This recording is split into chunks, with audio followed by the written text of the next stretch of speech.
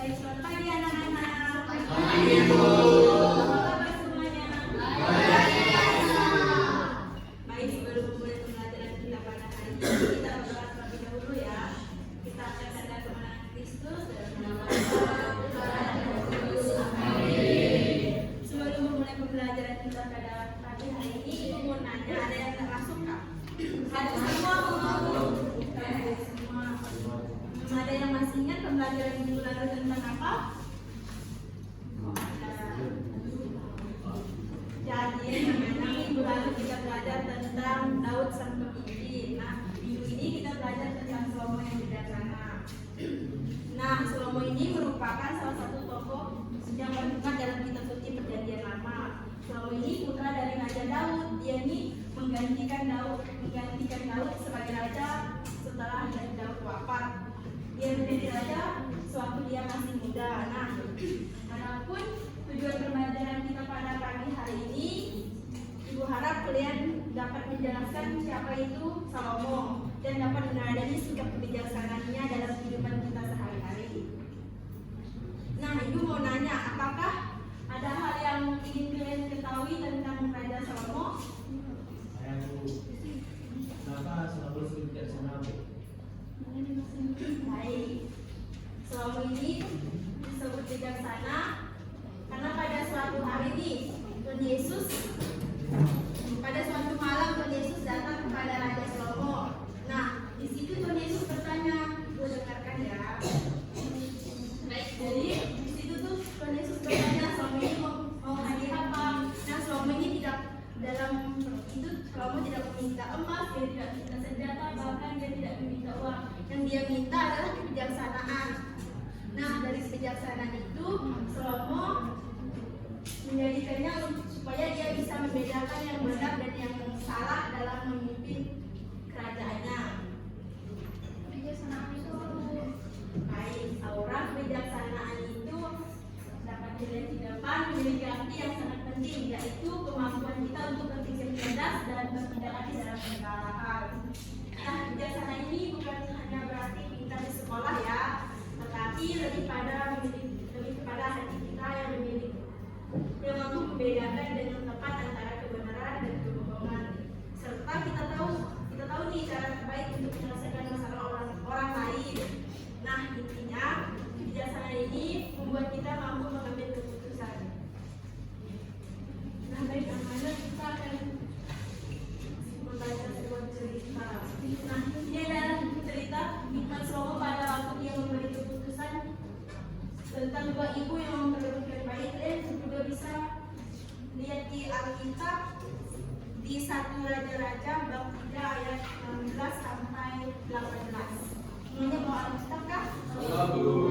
Ya, baik, Bu. Beri waktu dan membaca ya, nanti Ibu akan memberi pertanyaan. Bisa baca di depan juga. 1 Raja-Raja bab 3 ayat 16 sampai 18.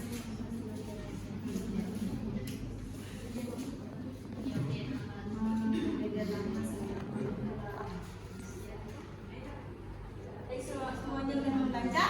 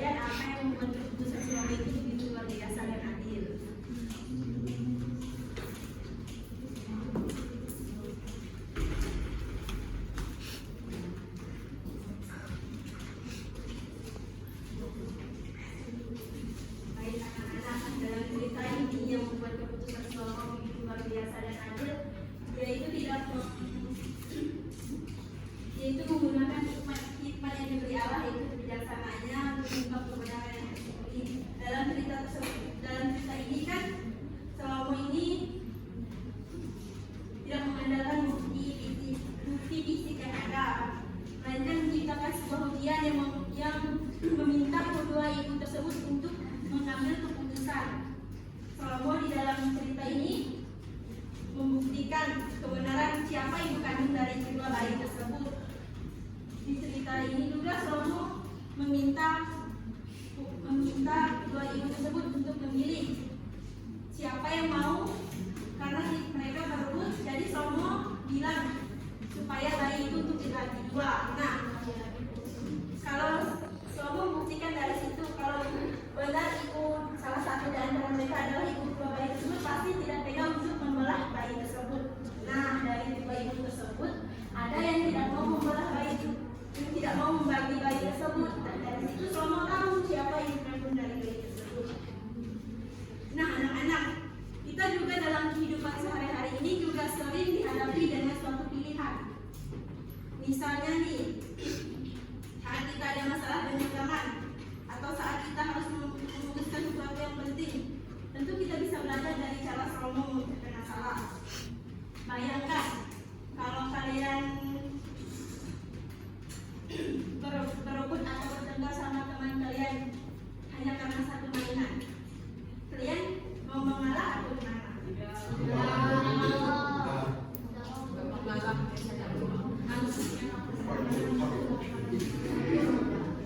Nah, kalau dalam hal seperti ini, kalian harus mencoba cara Salomo. Kalian bisa bertanya, apakah dalam pertengkaran itu mana lebih penting atau mengalah? Namun anak-anak, perlu kalian ingat, kadang mengalah demi kebaikan bersama dan tidak mementingkan diri sendiri justru menunjukkan kalau kita adalah anak yang bijaksana. Nah, kalau kita bersikap bijaksana ini juga mempunyai manfaatnya anak-anak. Yang pertama, kita bisa berbuat baik bagi diri kita sendiri dan orang lain. Yang kedua, orang yang bersikap bijaksana ini seringkali dipercaya dan dihormati oleh orang di sekitarnya. Yang ketiga ini juga anak-anak, kebijaksanaan ini menciptakan sebuah keadilan.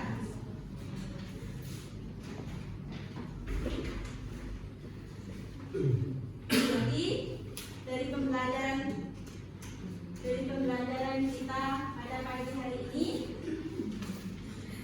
kita dapat disimpulkan bahwa Salomo ini dikenal sebagai raja yang paling bijaksana dan termakmur berkat permintaannya yang unik yang gue tanyakan tadi.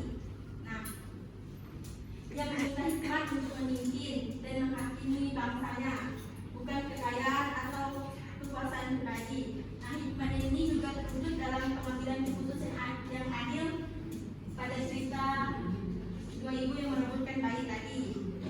Salomo menggunakan hikmatnya untuk berbuat adil kepada semua orang. Nah, kita juga harus bersikap adil kepada teman-teman kita yang anak-anak. Karena dalam kehidupan kita sehari-hari kita memang sering sekali menghadapi sebuah pilihan. Nah, pilihan ini pasti menuntut kita untuk memutuskan mana yang harus kita pilih atau yang harus kita lakukan. Tentu saja ketika kita memilih atau memutuskan sesuatu, kita tidak mau yang namanya rugi, kan? Makanya dari itu kita harus sebelum melakukan sesuatu harus berpikir terlebih dahulu. Jangan langsung mengambil ceroboh untuk mengambil keputusan supaya tidak berdampak bagi orang lain dan bagi diri kita sendiri. Jadi anak-anak, ibu juga mau memberi kalian sebuah tugas untuk minggu depan. Tugasnya itu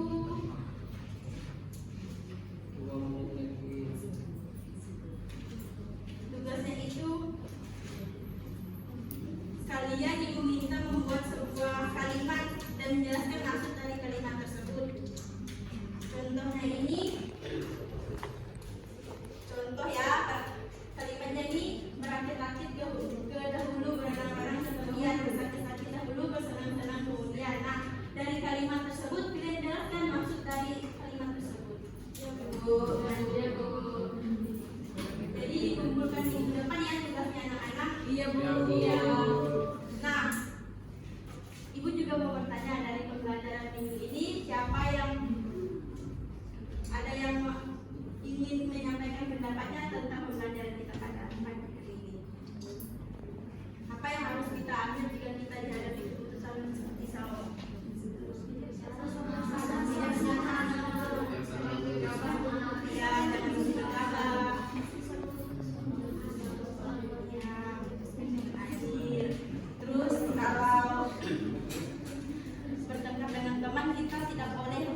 Tidak boleh egois.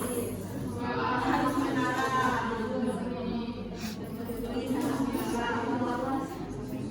Karena kadang tuh kita lebih mementingkan diri kita sendiri daripada orang lain kan.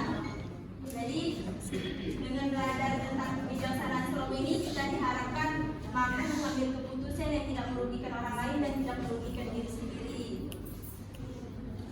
Baik anak-anak, pembelajaran kita cukup sampai di sini karena waktunya juga sudah habis. Ibu harap dari pembelajaran ini kalian dapat meneladani sikap Slomo dalam kehidupan kalian mengambil